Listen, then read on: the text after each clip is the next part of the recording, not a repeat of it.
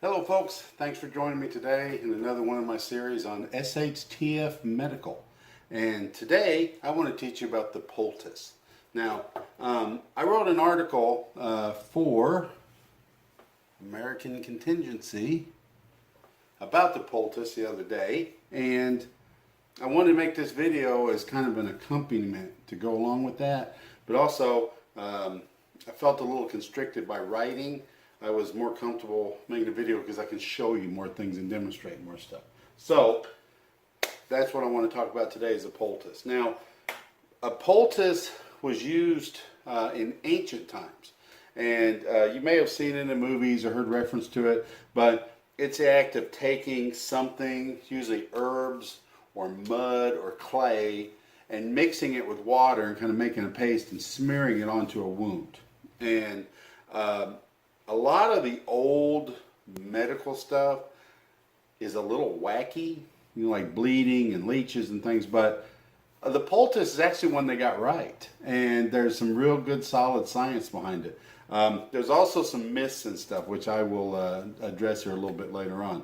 But the poultice works through a process called osmosis.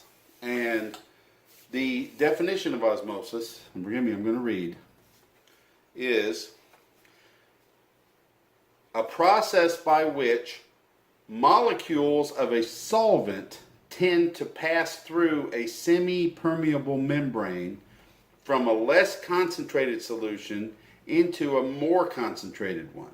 This, thus, equalizing the concentrations on each side of the membrane. Now,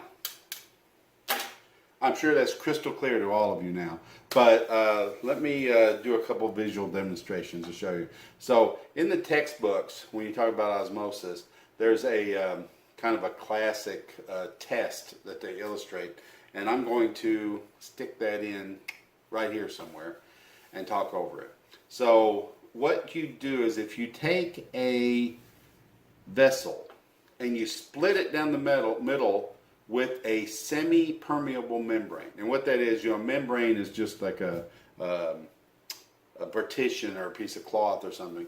And semi-permeable means that some things can permeate it, some things can pass through it, but not all things. So in this test that's illustrated there, on one side of the membrane you just have plain water.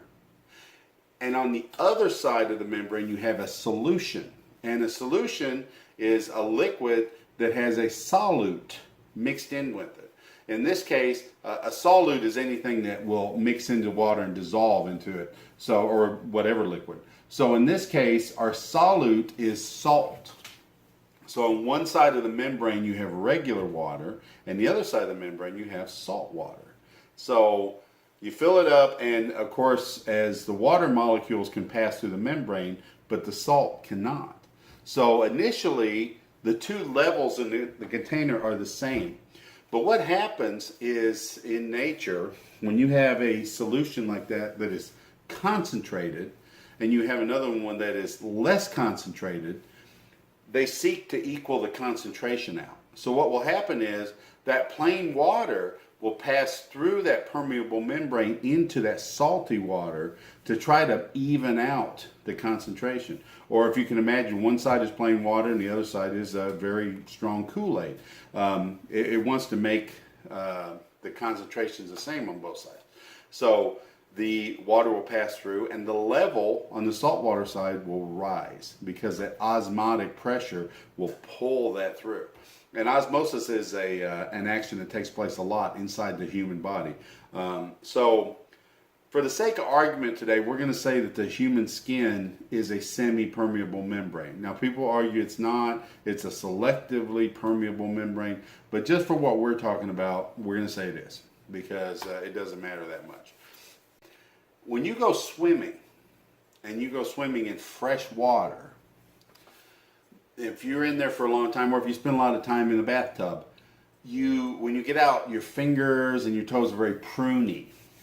What that is you are actually absorbing extra water in through your skin, because inside of our bodies is very salty solution. And so when you're in fresh water, that skin, being a semi-permeable membrane, will draw in that moisture from the plain water because the solution in our body is more concentrated. Now, when you go swimming in the ocean in salt water, you don't get nearly as pruny in the same amount of time. The reason why is because that's also a solution. The salt water also has salt dissolved in it. So the osmotic pressure, the pressure across that membrane is much lower and you don't see as much for transfer. Another place where you can see this osmotic effect is if you take a snail, a garden snail, and you cover it with salt. You pour salt on it. In a short while, it will just be completely dried up, a dead husk, because it will pull all the moisture. That salt will pull that moisture out of that snail. That is osmosis at work.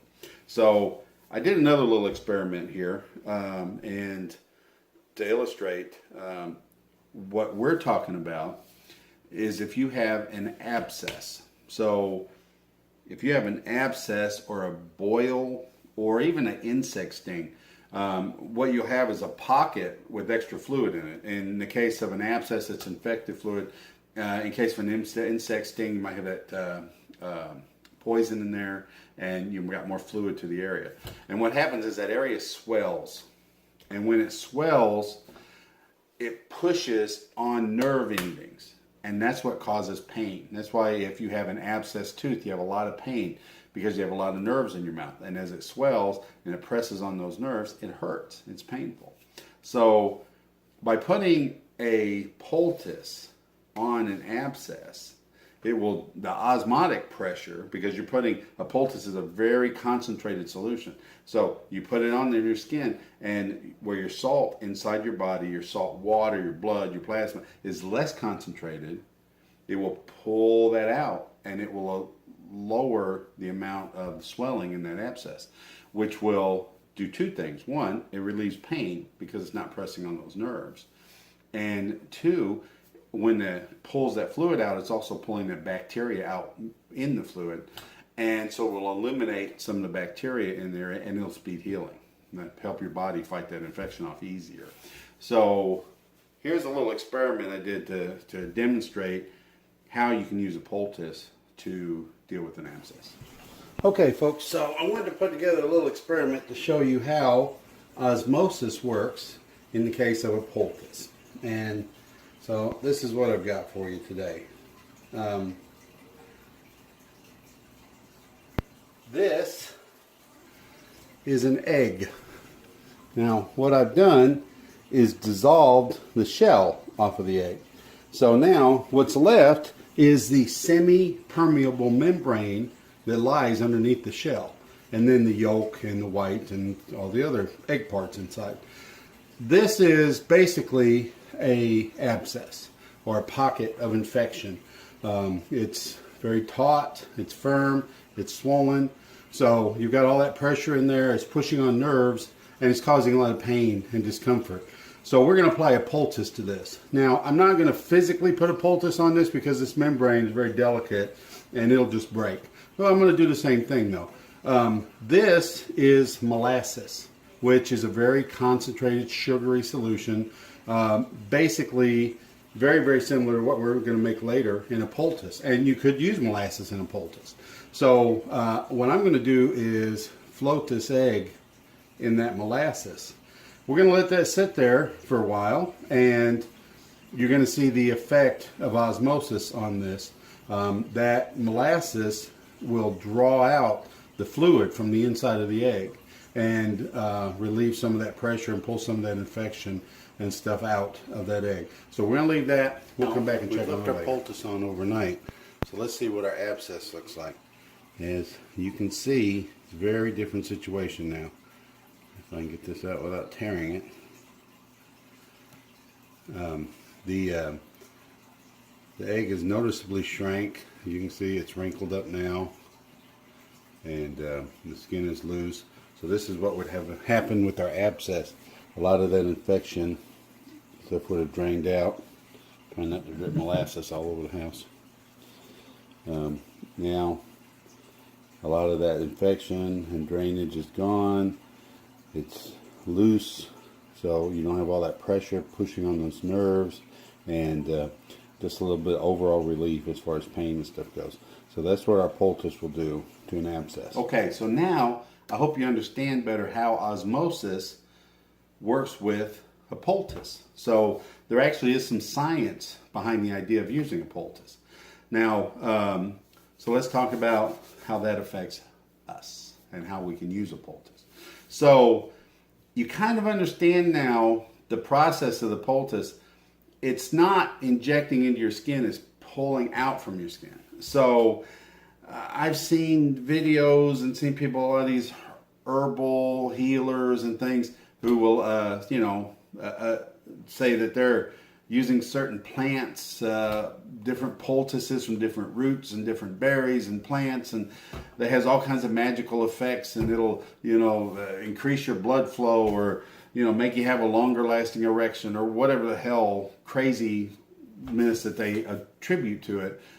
But I think you can see the science of it. It's not going into your body, it's pulling out from your body. So it really doesn't matter what material you're using for the poultice.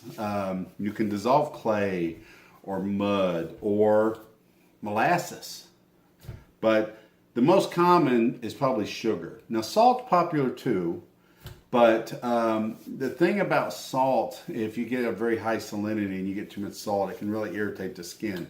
So you see sugar done a little bit more often. And poultices, you don't see many doctors prescribing poultices anymore, but where you do see them a lot is veterinary medicine, especially with horses. Poultices are still very popular with vets, with horses. And one of the very common ones that they use is something that they call sugar dine. So you have an iodine solution. There's a few of them. If you've ever gone in and had surgery or had something done in the hospital, a lot of times they'll kind of paint the area with this brown, liquid. That's usually an iodine-based product, which could be either betadine or povidone. Either one. They're interchangeable for the most part. So I've got some povidone here. And if you mix this with sugar, that's where you get the sugar dine that vets like to use with horses. So I want to bring you here a little closer and show you how you can mix up a poultice. So if you have an abscess or a boil, people say like a poultice will bring a boil to a head. Well, you can see if it's drawing that fluid to the skin, how it can pull it up closer to the surface of the skin. So not only does it pull some of it out, but it pulls it up closer to the skin where it kind of comes to a head where it can be easier to lance and drain. So you can use water to make up poultice, and it's been done for centuries. But the nice advantage of using something like povidone or betadine, or you can also use Dakin solution, which I talked about in the previous video, is it's an antiseptic. So if you have a wound like an abscess, but if it's open at all, you not only are drawing the bacteria out, but also by using an antiseptic in the poultice, you're actually injecting that, getting that into the wound bed and stuff, and cleaning out and killing that bacteria as well. So it kind of serves a dual purpose. So if you're going to use a poultice, you might as well use an antiseptic with it instead of water. But in a pinch, you can use water. So what you'll do, what I'm going to do here is I've got a little bowl of sugar and I've got some povidone, and I'm going to go ahead and just squirt some of it in there. And you want this kind of syrupy. You don't want it too runny. You want it kind of thick so it stays in the area. But also, you want a very concentrated solution. You don't want it to be too watery or too not concentrated enough. The more concentrated, the better. Let me put it that way. So I probably put a little bit too much iodine in here. This is probably a little bit runny. I'd actually want this just a little bit thicker, but I don't want to have to go in the kitchen and get more syrup. So we're just going to run with this. This will work. It's still plenty thick enough. But you just stir it up good. And then what you would do is take this solution and you would paint it onto your wound, or the wound area. and then you would cover it with a bandage. And you treat a poultice very similar to how you would treat a bandage, where you would want to change it daily. If you're having a lot of drainage, if it's pulling a lot of stuff out of it, then you probably want to change it more often, more like twice a day. And another way you can use one of these, and by the way, this stuff lasts basically forever. It's a sugar and iodine is not going to spoil or go bad. So if you mix up more than what you need, and you have enough for several days worth of poultices, that's fine. Another thing you can do is take a piece of gauze and paint it with the mixture and just put it on it. Actually, I thought this was too runny, but actually once I get it on the gauze, it looks pretty good. So you can paint this onto your gauze and then take that piece of gauze and apply it to the wound. And what the old timers used to call that is a plaster. So if you ever read an old medical manual or something, you see them talking about applying a plaster to a wound, what they're talking about is using a poultice. They're just, instead of applying the poultice directly to the skin, they're applying the concentrate to a gauze or a piece of cloth. You can use a tore up piece of t-shirt if you needed to do this.